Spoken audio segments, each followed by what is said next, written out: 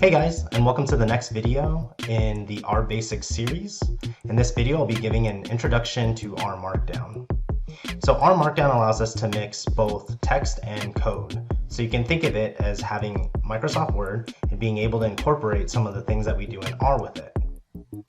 So for code chunks specifically, it's possible to display both syntax and output. So in this video, I'll be showing some examples for formatting with text, and then I'll give a short code chunk example that I'll knit with this text, which creates an elegant and efficient dynamic document. So with that, let's go ahead and get started. Okay, so what I have open here is the R Markdown file that we'll be working in. This is available for download in the description of the video. I have a Dropbox link there that you can follow to download this. Now, here I'm outputting to an HTML document, but I will be going through the PDF instead because those are my favorite. But just know that the default here is an HTML document, and then I'll talk about how you can create PDFs if that's what you end up wanting to do. So we'll start with this file, and then the main thing that we'll be looking at up here is going to be the knit button. So when you've completed your R Markdown file, you can actually export it to an HTML or PDF or Word document using the knit button. And that will pretty much run all of the syntax that we write. So I've already done this for both HTML and PDF. So the HTML document, when finished, looks like this right here. And then the PDF document, which is the one that I'll be focusing on, looks like this. Okay, and then I'll be toggling back and forth from the R Markdown file and this PDF here. Okay, so here we have the header of the R Markdown file, but I'll get back to that. First, I want to show this is a level 1 heading, and the way that we initiate that is with a # or a hashtag, and then be sure to put a space in between before you start typing. So level 1 heading, and then here with the 2 hashtags we have a level 2 heading. And again, remember the space in between the hashtags and the stuff that you type is very important. Okay, and then next, this is going to be the first list that we create, and this will be a bulleted list right here. So it's an asterisk, and then again, very important, the space, and then whatever it is that you want to type. All right, so let's go to the PDF. So here we see the header, which I'll talk about in just a second. And then here we have our level 1 heading, which is with the 1 hashtag, and then we have our level 2 heading, which is with the 2 hashtags, and then we have our list that is bulleted. Okay, so why do we want to use R Markdown? First, R Markdown files are really nice. They provide a detailed record of your research, and it allows us to combine or knit code with explanatory text. R Markdown allows research to be more reproducible. It is very easy for you or others to pick up any unfinished work, and it only takes 1 click to rerun and export. And the 1 click is that knit button that I just showed. And then last here, I have dynamic documents.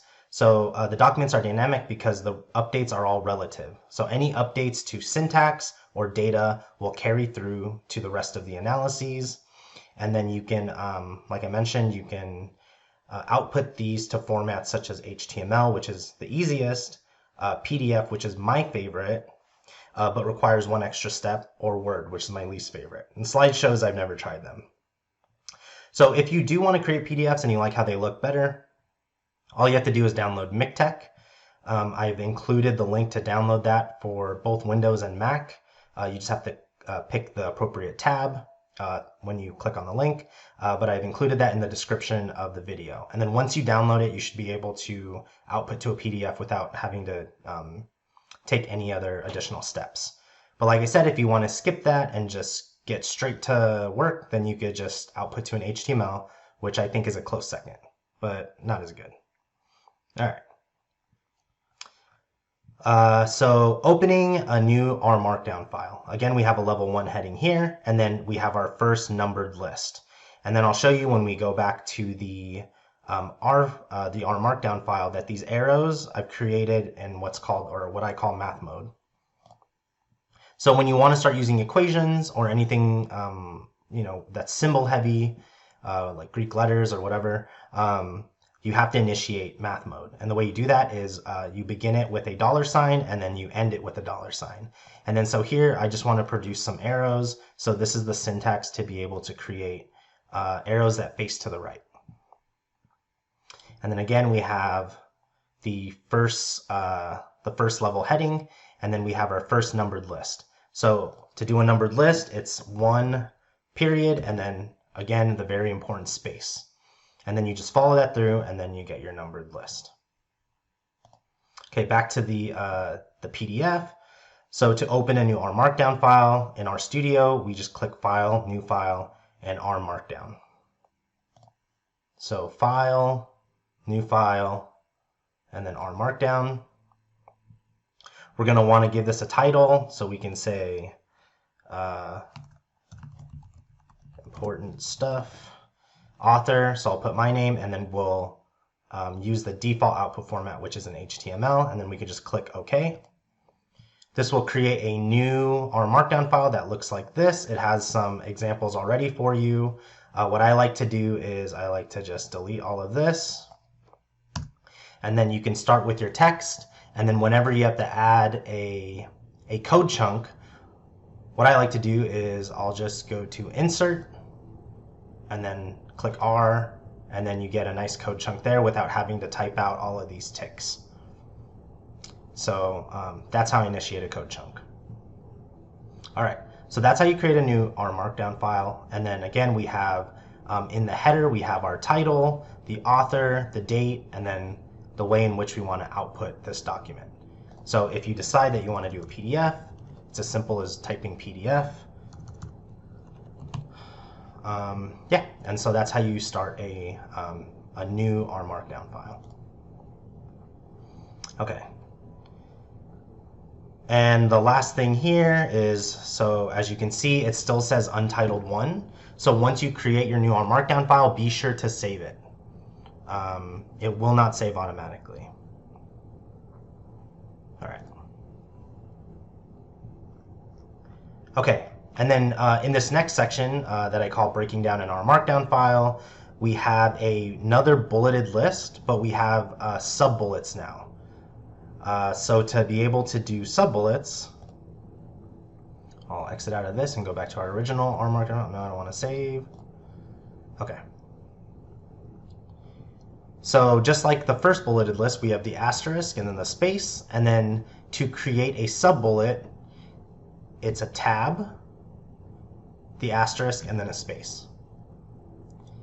And then to create a sub-sub-bullet, which we have down here, it's 2 tabs, 1, 2, the asterisk, and then the space. And then what we end up getting is this bulleted list with subheadings, or sorry, sub-bullets, and then we have sub-sub-bullets.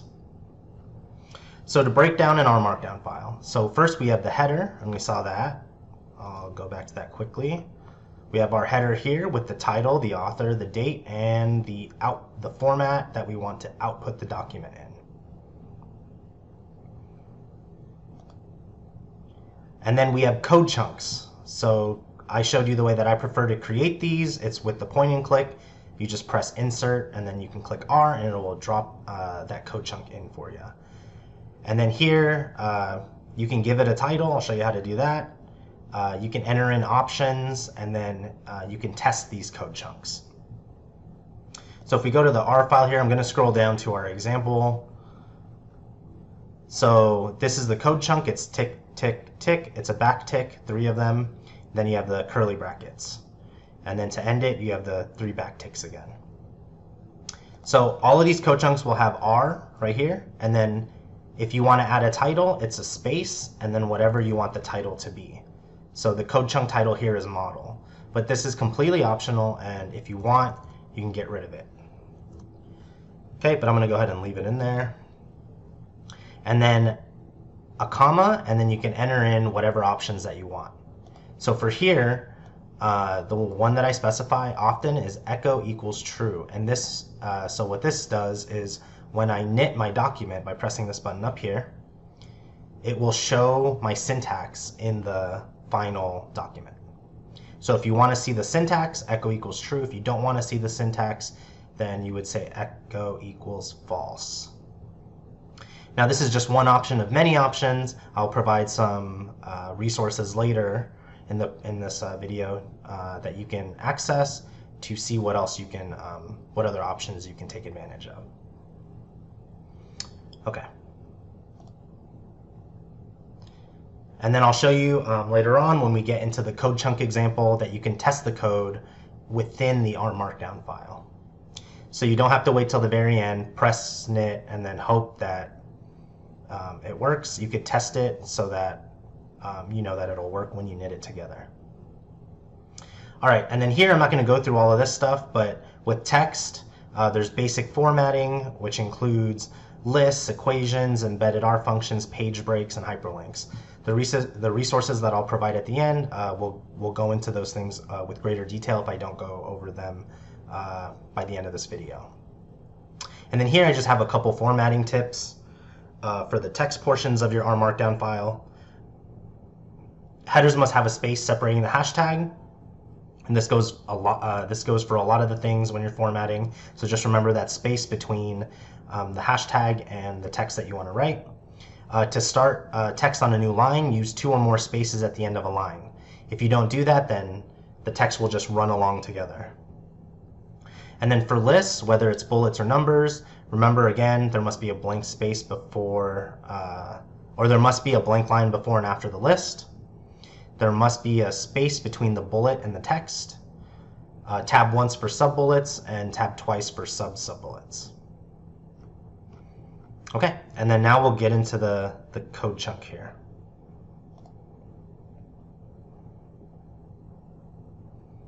So here I have a level 1 heading, and then I have some text here that I bolded. So if we go into the PDF, you can see that name, size, and variables are all bold. And the way that you create bold letters in R Markdown is 2 asterisks, the text that you want to write, and then you end it with 2 asterisks. Okay, so the name of the data, it's sim data. These are data that I've simulated. This is the same data that I used in some of the other R Basics videos. We have 150 observations in this data set and 6 variables. So we have Y, and then we have X1 through X5.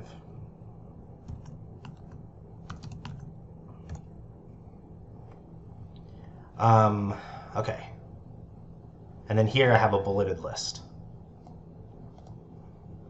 Okay, here I have a second level heading, and we're going to do a 1 predictor regression using the LM function. And then here is the code chunk that we looked at earlier. So again, everything must have this R, and then we have our title with a comma to separate it from the option that we're specifying, which is echo equals true. So first we'll read in the data. If this looks new to you, please refer to the importing data video, which is also an R Basics video.